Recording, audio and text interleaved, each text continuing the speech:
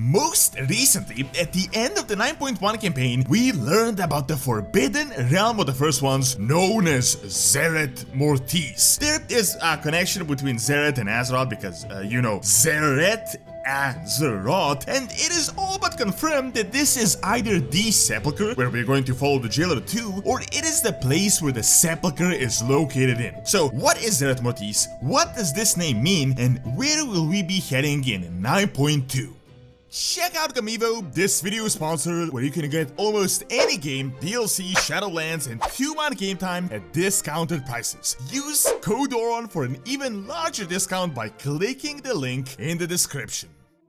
So, I'm not going to beat around the bush and just go crazy with speculations and things I've already said in past videos, so let us take a look at where does this new information come from and what is it that we know for certain. After we complete the campaign in 9.1, essentially finish the story that is currently in the game, we get a conversation between Tal Galan, an attendant in Cordia, and Venari, our charming broker ally that we have worked with since the start of the expansion. Venari starts a conversation with Tal Galan and he pretty much just reads through her intentions and asks like, oh, I'm guessing you're going to start inquiring me about what I know about Zereth Mortis. Then she asks him if he longs to see the realm of the first ones himself, obviously confirming that Zereth Mortis is their realm, and then she further asks him what is really his purpose that he is constantly going on about. Is it just to hoard knowledge, or is it to actually utilize it for something? Then Tal Galan kinda goes on a rant and he's like, damn, there's so much stuff to learn in Zereth Mortis. And then, like, the moment of reality hits him and he just dismisses Venari, telling her that she's not getting anything from him, and Venari says, one day you will help.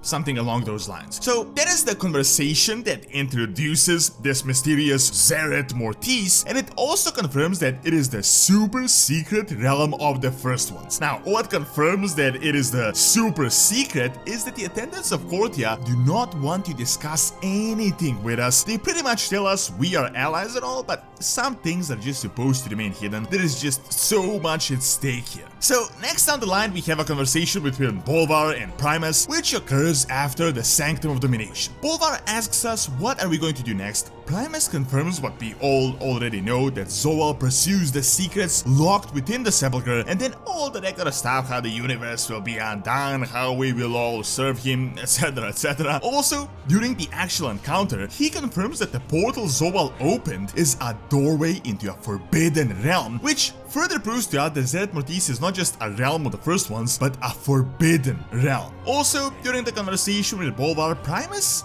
weirdly enough, says the exact same thing Jailer said at the start of the expansion. Death comes for the soul of your world, mortal, but together we may yet save it. I'm almost certain in this case death means death is a cosmological force, with the Jailer as the actual manifestation of it, which in my opinion just confirms how related Azeroth is to this entire thing.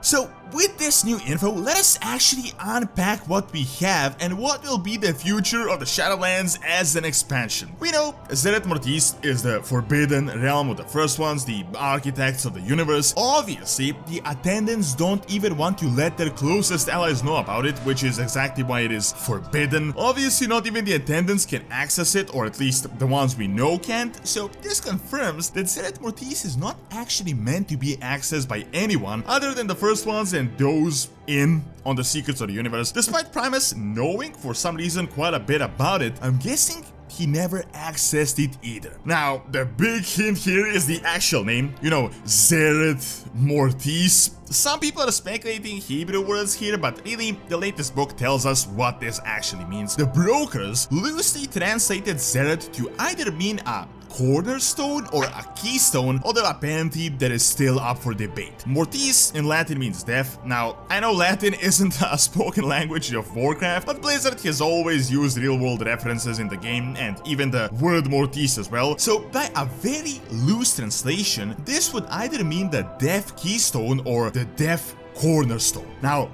why this might be related to Azeroth is the actual elephant in the room, the first word, Xerath. I don't know about you, but to me there seems to be a really big similarity between Xerath and Azeroth. Some people extrapolated Azeroth to mean a Zeroth or a Xerath, which would mean a cornerstone. Not sure how reliable this really is, but in my opinion, I think the connection between these two names is more than just a simple coincidence. My speculation is that Xerath might just be the name of our planet, and the name we're using could just be like a bastardized version of the original first one name for the world. You know how the recent book tells us how the brokers actually see us on Azeroth? We kinda know a few things here and there, but then we just add a bunch of nonsense and dogma to it. We don't actually know how we got the name Azeroth. There is no actual etymology of the word, so it is entirely possible that countless eons ago, the first ones named our planet Xerath, and then the name just got lost in translation, cultures, languages, and we just got the word Azeroth.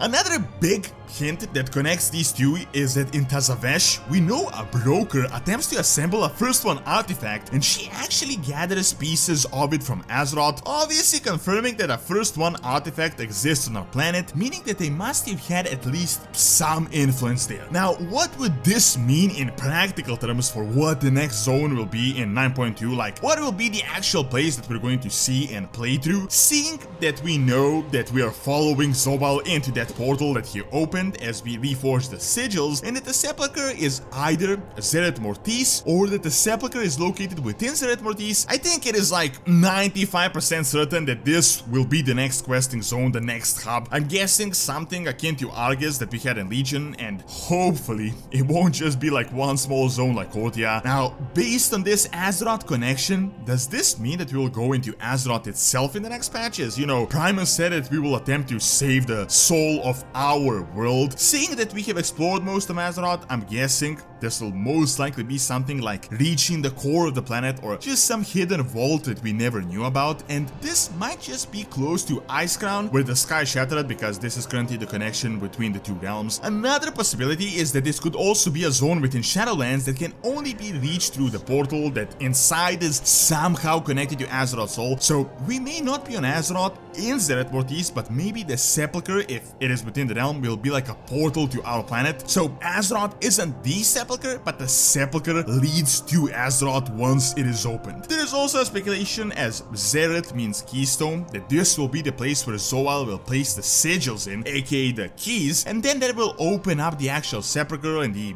actual mechanism of the entire universe and the life and death cycle. Personally, I hope Zereth Mortis really is at the very least akin to Argus, a place with multiple zones and with plenty of content, because let's be real, 9.1 and Kortia was very slim in terms of not just expanding the lore, but also just giving us more than a month's worth of content to play through.